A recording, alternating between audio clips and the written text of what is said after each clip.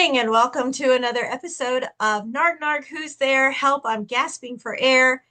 We are back. Happy belated Thanksgiving. I hope you had a good quiet one. We've been talking for a while before we got on here. I nitpicked through and got some of these stories that I thought would be a great way to show and do this episode because some of them are heart-wrenching and some of them you just want to be like, yes, yes, good for you. You were awesome. So again, my ride or die, my girl, my non-biological twin is with us. Thank you so much as always. I wish she would announce that this was her show too, but we're working on it. Are you ready just to rip the band-aid off and get going? That is what I do. I love ripping band-aids off. Let's just get to it. So I had someone write last night, and I thought this is great. I'm going to put this in here. This is our holiday tradition. They insisted on continually and painfully continue the family traditions. I stood firm and stated that this tradition hurts me, and I no longer and I no longer want to participate. My healing matters more than your low life, self-centered piece of shit personality. Their disbelief only strengthened my resolve, and I decided to stay home for the first time ever. Well, whoever wrote that, congratulations. Welcome to cutting off your family and finding peace in your life. I think the first time you say no, the first time you set that boundary is the first time you finally say yes to yourself. So Absolutely. that is huge because so many of us have been there and have either been shamed by other people for it because that's your blood and you Mm-hmm. shouldn't do that. And they try to make you feel guilty as if you are the reason that the family has this discord. And that's not the case. And I still go back to if you know, it doesn't matter whether you're blood related or not. Your family's who you decide it is, as you always say, Victoria, but it really is the truth. Do we want our mothers and fathers and siblings and aunts, uncles, cousins, and whoever else to love us and for us all to get along in an ideal world? Yes, that would be amazing, but that is not the case. And I think that none of us should have to sacrifice our self-respect. Especially to people that have none for us. So Right. good for you. All I can say too is if you are feeling a little, a certain way about it, because we all usually do for sometimes years and sometimes decades, it goes away. It gets better. There's definitely things you can do, and you'll probably see both of us post stuff online during the holidays, but it gets better. It So. does. And you know what? Take all those stones and bricks they throw at you and build a wall. Get behind the wall and don't let them in. Don't let them over it. And, you know, 100%. that's amazing that you stood by your feelings and you stood up to them. And you know what? Even though you might have a little bit, oh my God, what did I just do? For a minute, I guarantee you felt like, damn, that felt good. Like that was so fulfilling for myself because I finally did what I need to do and I deserve it. So take that win. 100%. Absolutely. All right. I confronted my narcissistic father unexpectedly during an evening where he decided to make me feel horrible about everything going on in his job. I get that. I said to him, you made me feel less than worthy of life for far too long. I am going to reclaim my voice. The words have no power over me anymore. To me, you're now someone with nothing more than laryngitis. I like it. Hmm. His shock was stunning. And yet, for the first time ever, I felt empowered. That's amazing too. I mean, I love that we're hearing from people that are finally putting themselves first and taking a stand because, I had a deep conversation with somebody months ago about, well, yeah, but if you do something like that, to what extent are you being selfish versus honoring your self-respect? And I just said, yeah, but at what point are you going to stop letting people walk all over you and treat you like crap? That's the definitive moment. So Good Yeah. for you, whoever that was as well. I believe me, Victoria and I know about narcissistic fathers, and they don't get to scapegoat you, not unless No, you allow them to. So, no. yay. And I I love it love because these wins. Yay. yep, I you want asked for them claps. a couple weeks ago, and I they're did. pouring I in. They love are this. pouring in. So, all right, I like this one. The letter. I wrote them a letter detailing the pain that they had caused me over the course of my life. I'm trying to go into my master's program, and I can't focus into my studies when I'm constantly being belittled left, right, and center. I had moved home in order to try to save, as going through a master's program is quite expensive. I get that too. Yeah. So I decided to write them a letter. And it said, I hope you actually read this and take the time out of your schedule to just hear what I'm trying to say. Since you won't let me use my voice, I'm going to use my penmanship. So I want you to understand that you have caused so much hurt and so much pain, and it's been all of what you have inflicted onto my life. You are the parents, and even though I am an adult and I am over the age of 21, it is still your responsibility to show me how you're supposed to act as an adult, a parent as an adult. Mm. However, you chose never to do that and blame me for everything. You blamed me for the kitchen faucet breaking. You blamed me for the flood in the basement. All of these things are my fault, and I'm not even around when this happened. How could I flood a basement? I mean, let's be real here just for a moment. The problem is that whenever I try to say I wasn't even here, you don't even listen and you already know it. Yet you turn around and tell everybody that I did these horrific things in the house and that you have to pay for it because I'm worthless. I am reclaiming my life. I want you to know I will no longer be your victim. The silence that you have provided for me is deafening. And guess what? I'm done. Here's my notice. I'm moving out and I will no longer be your scapegoat or paying you rent. I'm out. Yeah. Peace out, I like to say, because you do get peace when you get the hell out. Honestly, Right? I'm not trying to make fun, but No. you, the only thing I'm going to say, because bravo, bravo to whoever wrote that as well. I love people that are finally having the courage to take a stand for themselves.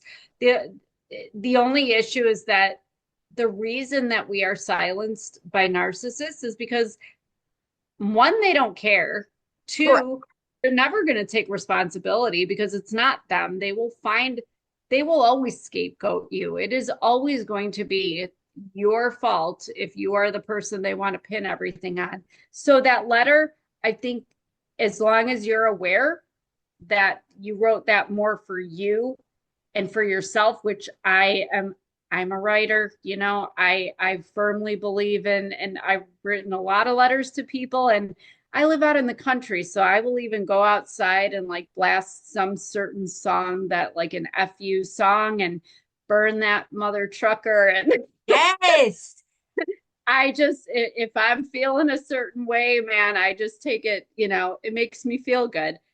But I think that's the thing you have to recognize when you decide to write these letters. I've never given anyone the letters, not because of some cowardice or anything. It's just that I know it would be a waste of time and effort and energy, because if they even read it, they wouldn't care what I said. It would be chalked up to she's difficult, she's emotional, she's crazy, she's whatever.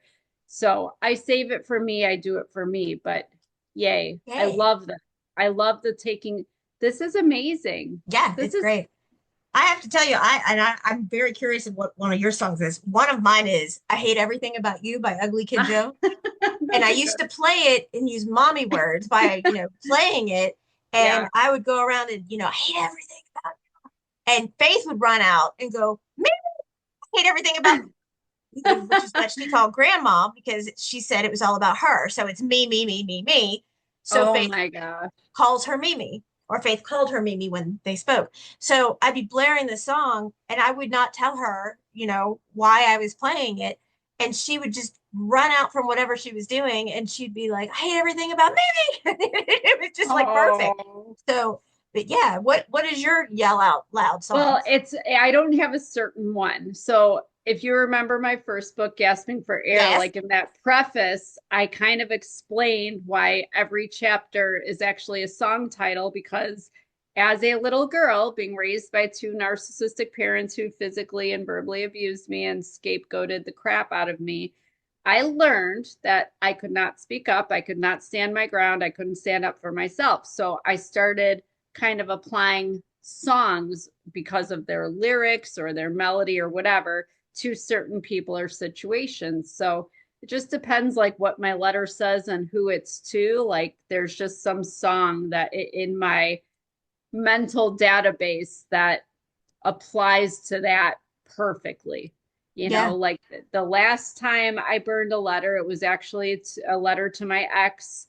That was over this summer, and I played. It's one of my favorite songs ever, but it's called "Breakdown More" by Eric Hutchinson. So it's not so much of an fu as it is, just saying what I have to say. But Yeah. yeah, I just feel like sometimes songs can say stuff so much better than we can, but I still write my letters because, Yeah. and I take pictures of them and put them in a Google Drive. I'm a weirdo like that because just in case I want to revisit that situation or I need to like tear it up or, print it Right. out and burn it again for my peace of mind. Yeah. Yeah, why not? I see nothing wrong with it. All right. So, at a family gathering, my aunt brought up her struggles with anxiety in front of everyone, talking about how just consuming it was of herself, the fact that she suffered with such anxiety. Everybody there reached over to her with sympathy and hugs and devotion and understanding. Yet, when people look over at me and my narcissistic dad and narcissistic mom tell everybody that I have anxiety and depression, people say it's all in my head and it's not a real thing. I stood there at the gathering, dumbfounded, watching everybody boo hoo and hug all over my aunt, who never has any anxiety about anything more than what to wear. Okay. We Okay. all have problems, but you're the only one who can't seem to handle it. My aunt said after announcing she now suffers from anxiety. She actually had the audacity to yell at me that we all have problems and I'm the only one who can't seem to handle it. Laughter erupted from everyone else, and I sat frozen. My face burned in shame, and I felt like a pariah, as if my pain was a joke. That moment, I reinforced my belief, and I literally stood up and took everything off the table, threw it on the floor, told him to go screw himself, and walked out the door. Yeah, that sounds like something I've done in the past. I have I have stormed out of a few places a few times in my life for the same reason. And it's interesting because when we get angry like that angry that we storm out, I mean, that is something that is the embers of our self-respect Mm-hmm. standing up for us because we've Right. tolerated too much crap. So, um, yeah, I mean, I've been there. I feel you on that. I get it. And I think that I'm a believer and you have to cut that toxicity out because Yes. people are not going to change, especially people that have that much. Um, I mean, to say they're apathetic is an understatement, but that you're not going to find your people, it sounds like, in that group. And if your aunt talk about that, that sounds like a narcissist. Oh my God, she's something else to think that her Right. anxiety trumps all other people's. Like, we've had conversations about that. People Yes. compare traumas all the time. I often hear from people, you've probably heard it a million times. Oh, what I've been through isn't as bad as yours, or I've been through worse than you. That was what my mother used to use on me was, oh, well, you didn't have it, you don't have it as bad as I did. And it's like, oh, so we're just going to invalidate the fact that your husband does all these things and that you do all these things to me because you Right. had it worse.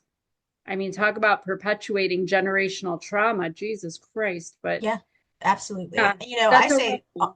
I say it all the time. I don't care if it's one kick, one punch, one hit. It's one too many, and it's not a comparison. It's not a competition. And if you've been hit or disrespected or had their hands on you in an unwarranted manner, it's not a competition. It is, No. you know, unacceptable. And what it is they're spinning it so that it's not on them. Like, oh, well, he only hit you once. Well, he hit you 200 times. He hit you whatever. Why is it now on us and not on the son of a bitch who did it? So, no, it's not a competition at all. And the fact that this lunatic is like, I have anxiety. Did you just realize that? Did somebody cut you off at the red light? Because that to you is anxiety. It's not the same thing.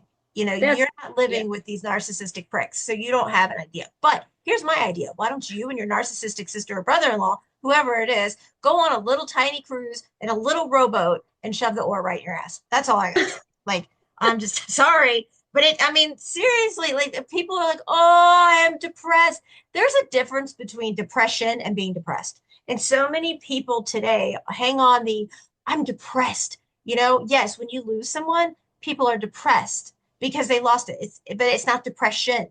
I lost a loved one. I'm depressed. I lost someone that I love and yeah. care for. There's That's a valid circumstantial, yeah, right. it's circumstantial versus clinical. Right. But Absolutely. yeah, but Somebody I think cuts you what we're, off and they make you anxious. That doesn't mean you have anxiety for crying out loud. That just means that your freaking head's in your ass. I mean, come yeah, on. You're gonna blame, the people who live with this, and don't tell me that if this is the aunt, I'm speculating, if this is the aunt, then the brother or sister of this black sheep has to be the parent.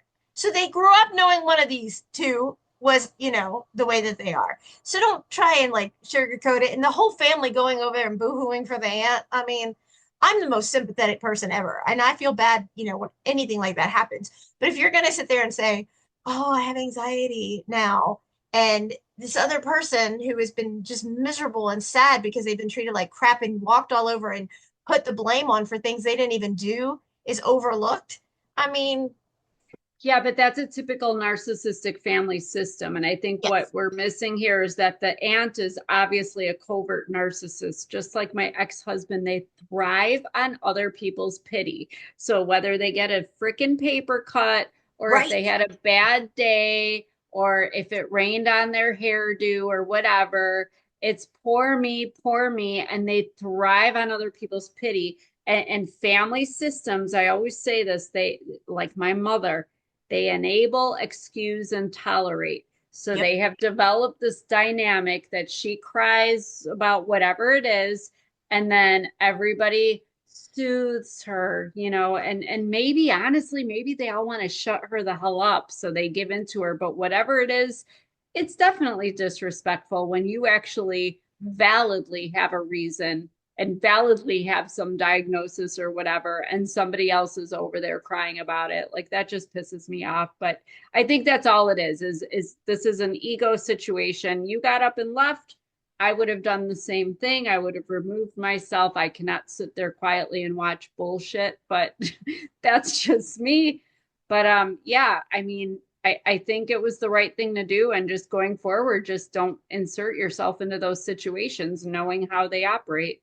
Right. And I just want to put one in there that I know that you're for a moment sitting there, sitting back and wondering about your aunt and all that. But let me tell you, and I've never cried the whole feel bad for me, what I've gone through. I'll come home from surgery and jump on a podcast and I work and I do all these other things. And most people are like, hey, how was your day? Oh, great. I was on the OR table. Like I just make light of Yeah. it. I have to make a joke about it or it's not funny. And I would be depressed. So I try to make Right. light of everything. Like when I lost my hearing and I got hearing aids, I was like, this is great. I can turn them off and I don't have to hear my sperm donor. It's great. Like, here's my silver lining, right?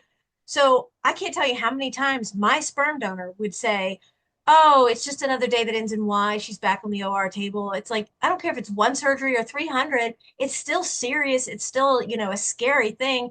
And if I'll never forget it. He had his cavity filled and he was like, you've never known as much pain as I'm in. Like, you couldn't have fathomed the pain that I'm in. And I remember looking at him and I was like, what? And he goes, I'm in more pain than you can ever fathom because I had to get a cavity filled. And Faith, bless her heart, walks up. And I mean, I'll never forget it. She was like 7 and 7.5. And she goes, oh, we know how much pain this is. We're in this conversation and we're listening to you. And it was Wow. just, that's Faith, I know. I know, but I love that she gave it right back to him. right? Yeah. I I mean, mean, it has no effect. They don't care what anyone says to but them. it's They don't funny. consider it, but it is a little funny when she does it. Yeah. Yeah. Because she holds nothing back. It's fun. All right. For a birthday, I spent weeks crafting a heartfelt gift for my sister. I was hoping it would bridge the gap that we've had growing up between us, as I've always been the black sheep and she was the golden child.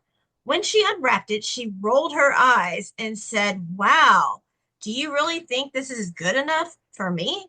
I stood there, feeling my chest crumble as she threw it in the trash. In that moment, I realized that no effort that I ever could make would be enough or appreciated. I was always going to be the absolute disappointment in the family. That's tough. You know what Just I'm thinking tossing it. about? I'm thinking about that chapter in Choking on Shame, A Little Bit of Soap, where I was, what, about Yes. 5 years old, and I literally saved up all my little pennies to buy little Christmas gifts for everybody at our little school. It was kind of a bazaar gift shop where you could buy stuff for like a nickel or a dime. And I thought I was making amends and making my mother proud by getting something for the man she was going to marry. And that dickwad opened that present and he's like, what am I going to do with this? And just same thing, just threw it down, and all my mother did was weekly, say his name, like, come on. And he's like, what am I going to do with this? This is some cheap piece of crap. And Yep. I just remember crying because I'm like, it meant so much coming from me. And it's hard to feel unappreciated though in any part of our lives. But we have to unfortunately accept the fact that just like we want things and we have desires and things we want, that other people might not have the same, Sure. I've said for a long time in my life, I learned it early on, and it's such a horrible thing to come to terms with when you're young. But one of the worst things in life, I believe, is when you find out, and it's usually not in a good way like this, that you care about somebody more than they care about you. I mean, it's heart-wrenching. It is. So It is my very heart heart goes wrenching. out to whoever wrote that in, but here's what I will say. I love that you honored yourself by doing something that was in your heart, and had good intentions to do. The fact that it wasn't well received is unfortunate, but at least now you know where you stand, and hopefully you can process that and heal from it. But we have to do what's true to our hearts, and that's where I'm finding some positivity in that. Yeah. You and I talked about how this time of year is really hard for a lot of the black sheep. And I did reach back out to this individual and asked if they wanted to talk to us individually. They could, if they wanted to Right. come on. This is somebody else. And when I read the story, it's like my heart dropped into my stomach. I can't imagine this. And it's, like you and I, we can't imagine some of these things because we're not wired like that. And it's just heart wrenching. And I haven't heard back um, from this individual, but if they're listening, please, please reach out because I'm going to read this verbatim, the way that you wrote it into me. Uh, I just wanted to give this person a hug. I don't want to disrespect it and say any wrong pronouns. There were no pronouns listed. I tried to look at his profile a little bit. I know he's in the community, and that's all I know. So I don't want to offend him in Okay. any way, but there's no pronouns. So Fair. he says, I finally stood up to my mother about her control of ways and how she treated me, and the fact that I was never going to be the son that she so desperately wanted. She looked me straight in the eyes and said, "If you want to be a part of this family, you need to start acting like a normal boy." I felt my heart shatter into pieces. Normal meant suppressing my feelings and who I am and conforming into her twisted version of her own reality. I couldn't believe that she would not even hear what I had to say. I told her that I love her, and she said, "How can I love you when you're not even mentally wired right?" I spent weeks second guessing myself, feeling like I was the one was broken, not her. She got a phone call a week after that told her that I overdosed. that I couldn't do with it anymore. She walked into the hospital room and said, sorry, and said, I thank you for trying to finally take the drama and pain out of my life. But just because you're who you are, I should have known that you were not even good enough to finish it the right way the first Jeez. time. Oh my God. Like, I just want to say before, even Dana says anything about this, I want to thank you from the bottom of my heart for writing this to us because, we were just talking about what the holidays do to people, not just us, but in general. I was so heartbroken. I just wanted to hug you. I just wanted to softly hug you and let you know that you're not alone. I know that you feel alone. Um, I'm so glad that you didn't successfully finish what you tried to accomplish because you have a purpose here. And to think that that piece of crap would go in there and say something like that is just, I hope it is such an eye-opening moment for you. But I'm really dumbfounded. I'm just shocked. Yeah, I mean, I just got chills when you read what she said. I don't know that there's even anything to say. If there's anybody that can defend what she said or think that it was okay, I would vehemently disagree. Um, Even if you did feel that way to have the I couldn't even there's yeah, I'm rarely stunted for words, but yes, whoever sent that in, thank you for your bravery. Thank you for sharing that because I think that's unfortunately too often the case. Um, the only console I can offer is that, unfortunately, I think generational aspects in society are often ignored. Like we just expect people to just be okay with newer lifestyles and newer ideas and whatever it is. Not everybody is ready for that. My 90-year-old father-in-law, when he was still alive, he didn't understand that stuff. A baby boomer, even some might not get, gender issues and identity issues just like, some people don't understand trauma. Some people that have nice parents don't understand narcissistic parents. They don't get it.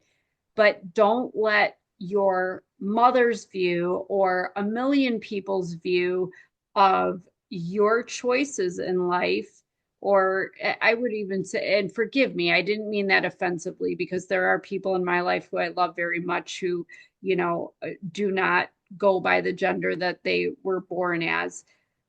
So I don't mean offense by my verbiage, but just know that you're just fine how you are and you are loved and you are exactly who you were meant to be. It's unfortunate your mother doesn't see the value and the worth and the beauty of your life, but don't let that define your worth here. Because what one person or a million people say, I think I posted something like this recently because it's something that helps me. Believe me, I've had haters. I even had a medium not that long ago tell me that I have more people on my side on the other side than I do here on earth. And I honestly believe that if you know much about my life. But one thing that keeps me going is that people that are against you for whatever their reason, and no matter who they have issues with themselves. There Yes. is something about you that irritates them, maybe because you're brave enough to live the life that you want to live and brave enough to be who you authentically are because there's nothing that irritates people more than you being authentic. They don't like that because they don't know how to be. They don't know how to live their true passion and purpose and even accept the identity, like who they feel they are inside. So they want to hate on people who do that. So F her, forgive me. I feel like I'm a little angry today. It's the holiday thing. It brings it out in me, but Just F her, F everybody. Live though. Yeah. Live. Please live. There is a reason to, I believe everything happens for a reason. There is a reason it was not fulfilled. Yes. So be loud, be proud, and know that we've got your back. And I'm sure that everybody listening is just, we're all here for you. Yes. But you don't need to be defined by that one person. Please don't let that be the case. Yes. Absolutely. Hi, Dana. Hi, Victoria. I finally got the nerve to write in. I wanted to tell you, Dana, that I have just recently gotten your books and I'm sitting down, and Victoria is right. I'm going to keep this one. That that you're an incredible writer, and I completely resonate with your story writing. I wanted to tell you that I just found the courage to confront my own mother about the toxic behavior she has inflicted on me. In return, she says to me, "You've always been such a burden. I wish I had never had you." Those words shattered me. And in that moment, I understood that my existence had been a source of her resentment of her unfulfilled and unsuccessful life. I left the conversation feeling like a discarded object, unworthy of love or belonging. Then I realized that I'm not her, and I put a smile on my face, threw my hair back, and walked away like a queen. Amen. Amen. I am so glad to hear that because, I mean, Victoria, you have a mother like that too. Some of us didn't get the fortune of having doting, loving mothers, but yeah, I think, especially for a girl, that's one of the toughest things to accept is a mother's rejection. Yes. That is just, I call that the mother wound. It is a core wound that it just completely debilitates your ability to just even like have any self-esteem, any sense of self-worth, any sense of security even. So I am glad that you are calling yourself a queen because I just cringe when, I mean, even I used to call them, oh, I'm broken, I'm damaged. No, none of us are. You are a queen. And thank you for reading my books, but that's not even the issue here. It's just to praise you for realizing your worth and for knowing that, just like the last person, that our mother's, perception of us does not determine who we are, not unless we allow it to. And like you, Victoria, I think we do what we do because I don't want somebody to be 48 years old and finally, for me, I'm 48, finally realizing, that, oh, I was meant to be here. It's okay for me to exist, and it's okay for me to not have a mother who loves me. And it doesn't mean that I'm deficient and that I'm D anything, that I'm okay and it's all right. Right. And so if somebody can come to that sooner in life, God love them because then you're just healing that much sooner. You're experiencing joy and blessings and wonderfulness and skipping and, happy and rainbows and unicorns and all that much sooner than I was able to. But this is good stuff. This is good stuff. And it's the first step. Anytime, like I said, that anybody can finally say yes to themselves and say no to somebody else and set that damn boundary, that's the start of good stuff. And that's what we love to hear. So thank Yes. you for sharing that. Yes. All right, let's see. My mother, my mother has always criticized my choice of friends. So one day she decides to come over into my apartment. My apartment actually was the basement that I was allowed to have in their home as long as I lived up to their rules. She walks downstairs when I have a bunch of my friends over in front of everyone and said, "Oh, are these the pieces of trash that you hang out with every day? I'm sure they're as worthless as you are. Their parents must be so proud."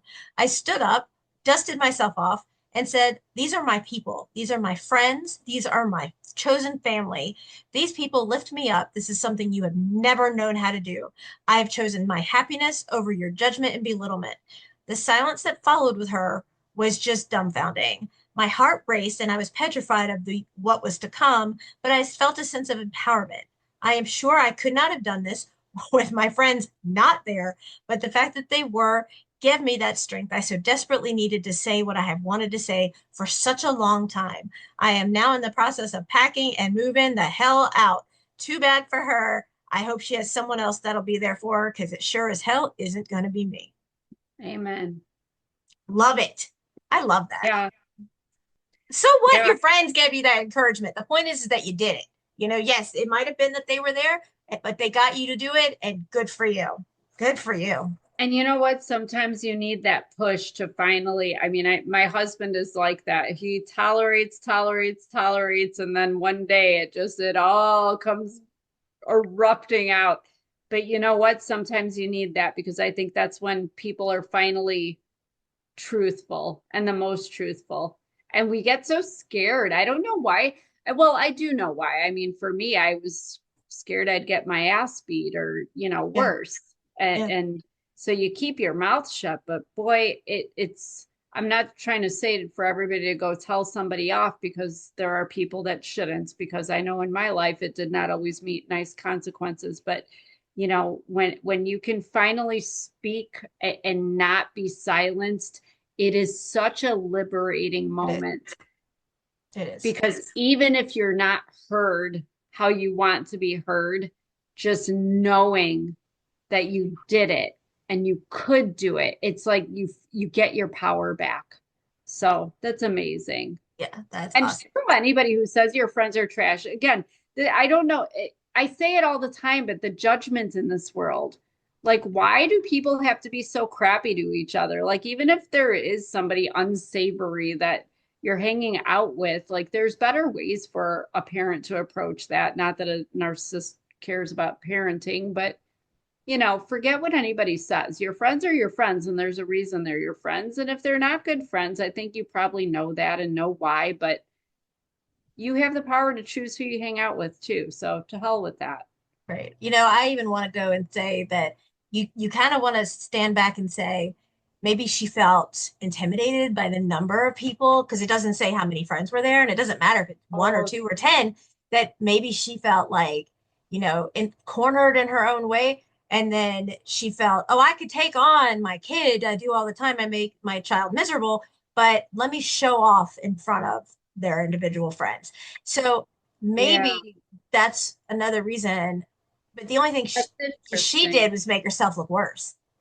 It is well, that's what we think, but in their mind, Yeah. because now that I'm thinking about that, I'm glad you brought that up, because that was something that, even in my early 40s, when I was still slightly in contact with my mother and stepfather, they all narcissists like an audience because they Love think audiences. telling you, they don't expect you to stand up for yourself because you've always laid down and let them, basically, because you're scared of them. You're scared of what else they'll do.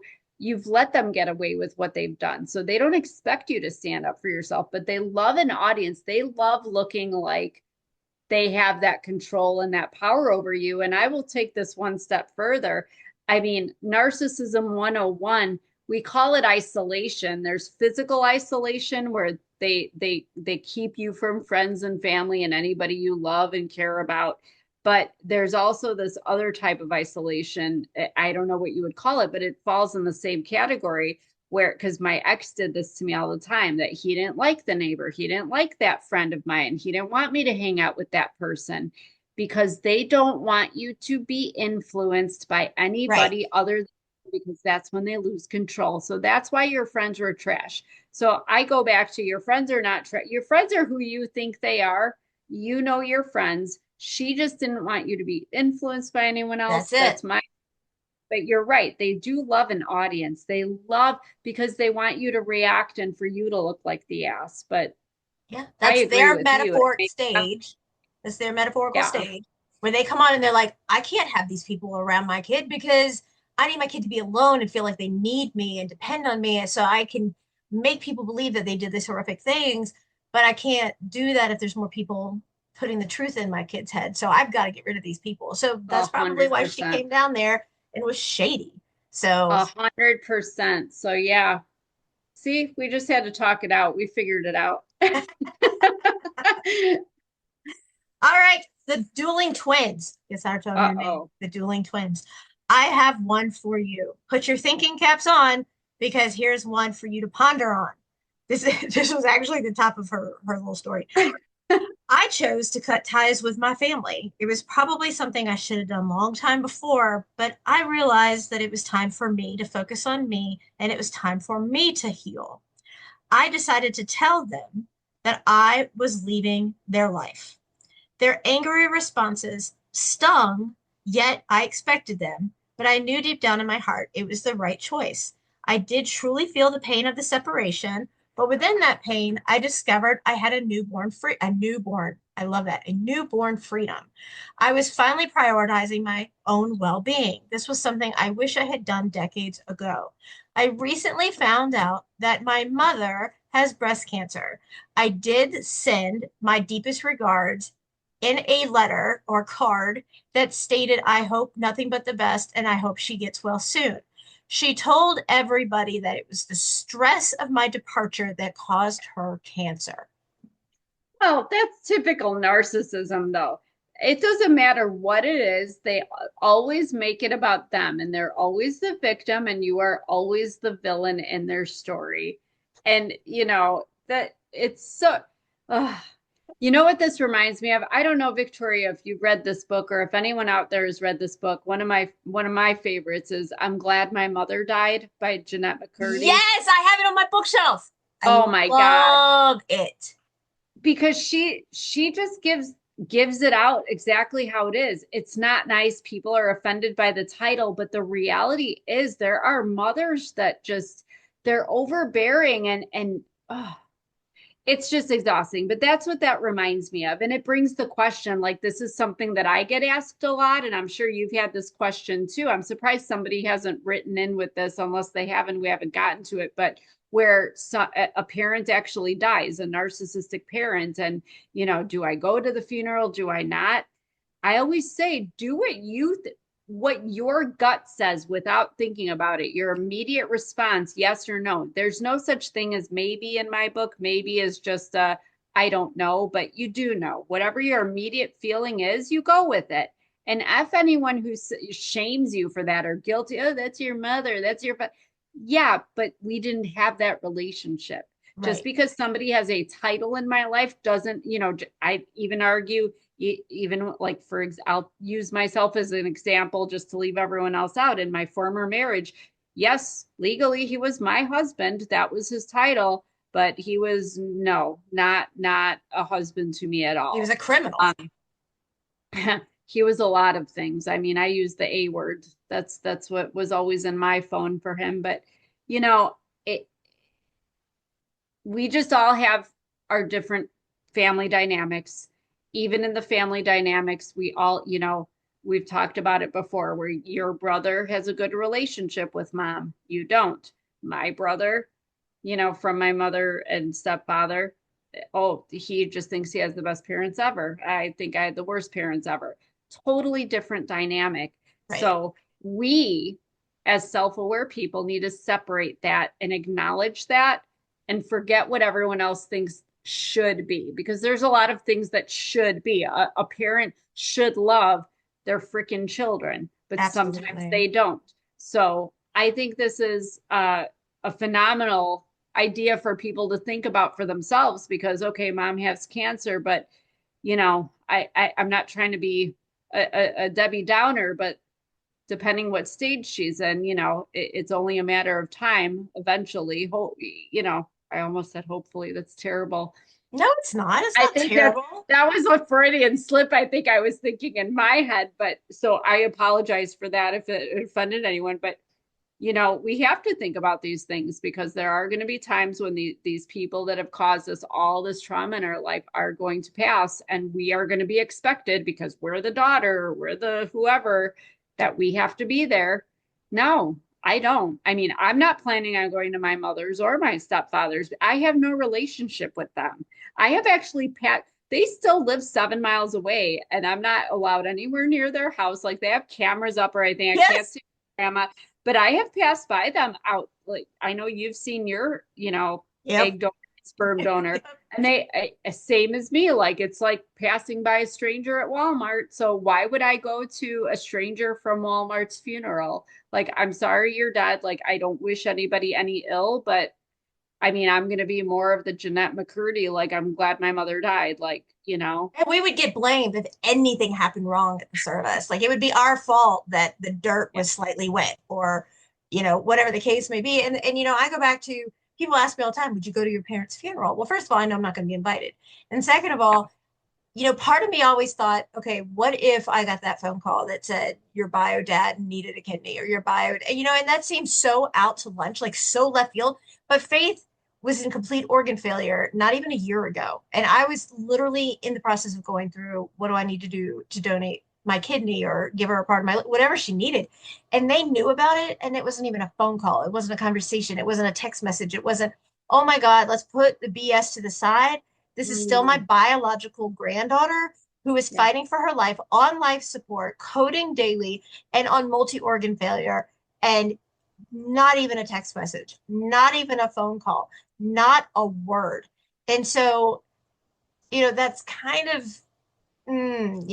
like Yeah, I get that's what you're tough. saying. We find ourselves in all these predicaments, but I think that we all have to honor what we feel is truly right. And I think the biggest thing about it is probably like, would you regret not going? And again, for me, my mother and stepfather are estranged, so I don't wish them badly, but I don't have any feelings for them at all. I'm even at the point where I don't even hate them.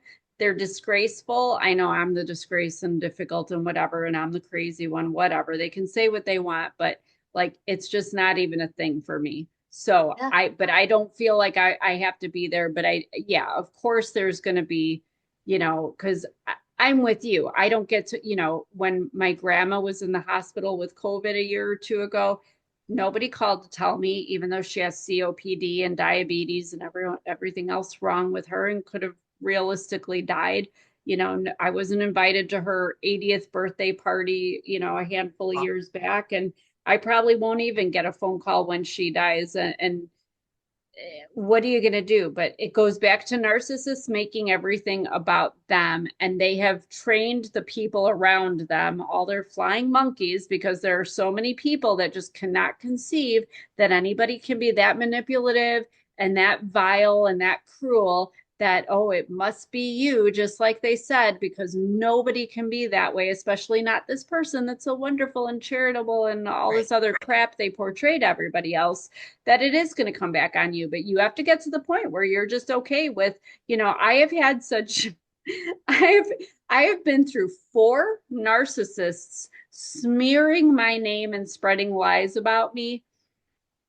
I mean, at this point, I hear the rumor. I used to get upset and feel like I have to defend. Now I'm just like I want to play into them, you Right. know. Oh, I'm pregnant. I'm gonna get a baby bump and go start, smoking a cigarette and carrying a bottle. Like this is what I do. Like I just start screwing around with it. But I'm not gonna let anyone shame me because I know what's what, and I'm not gonna be guilted into feeling or being made to believe that I need to feel a different way. So that's my 2 cents on that. Yeah. All right, let's end it with a question. Okay. Because I'm never going to get through these questions either. So you should see my desk. It's like crazy. I know she sees me flipping through all these pages, but it's like crazy. I All love right. it. How do you reconcile the resentment you might feel towards the golden child with the understanding that they're also the product of the exact same environment you came from? Well, here's the kicker on this. Love the question. Love the Um, question.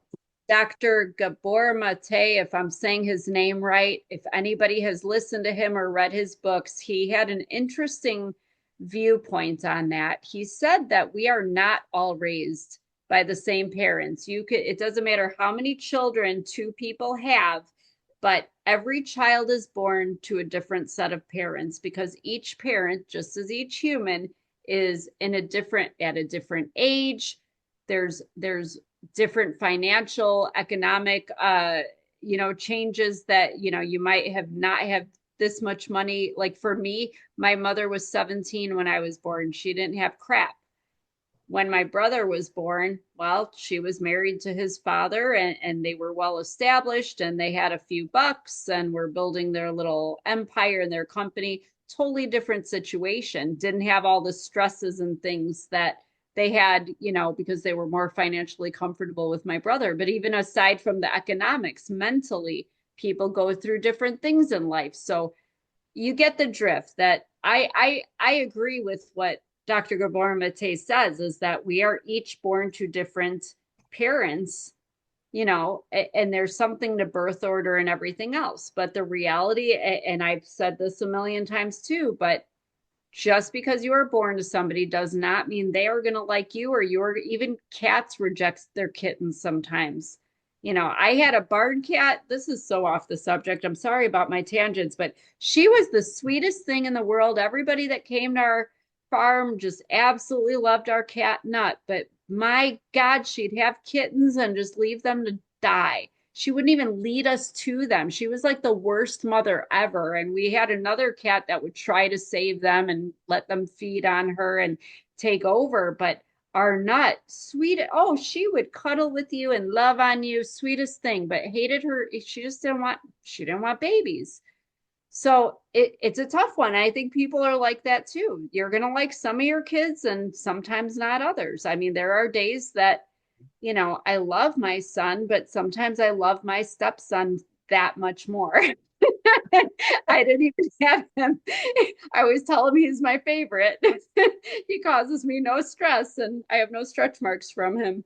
So yeah, I mean, I just think we have to take out these expectations. I think it goes Right. back to something we said about, that I said about a previous question is just, should things be a certain way? Yeah, in an ideal world, they should, but sometimes they're not. And because we are unfiltered, I can say this. You can't help whose vagina you came out of, but maybe you could choose who you go into. I'm just saying. Michael just walked in the room and I think he just noticed how much do you think is right here? An inch and a half thick of paper. This is can like this is like look at this. These are the I pages see of it. questions that we have not gotten to or stories that we have not gotten to share yet. We will get to them. I We promise will get to them. Yeah, we'll get to them. We're working hard on it. we are. We're getting there. But I want to thank everybody for writing in, especially every person who takes the time to write in. I am going to keep hounding and finding out if my new friend has read the message or will respond back about the overdose. And we just hope and pray that you will reach back out to us again. And, Yes. we will keep tackling these and we are here for you. And we love that you are reaching out to us both and telling us your stories and how we can help. And we just want to thank you both or thank everybody. And I thank you. Well, and I thank you too. And I thank everybody also that writes in. Again, we love hearing the good stories, the bravery, the courage you're getting from knowing that you're not alone and knowing that we all get to some extent or another.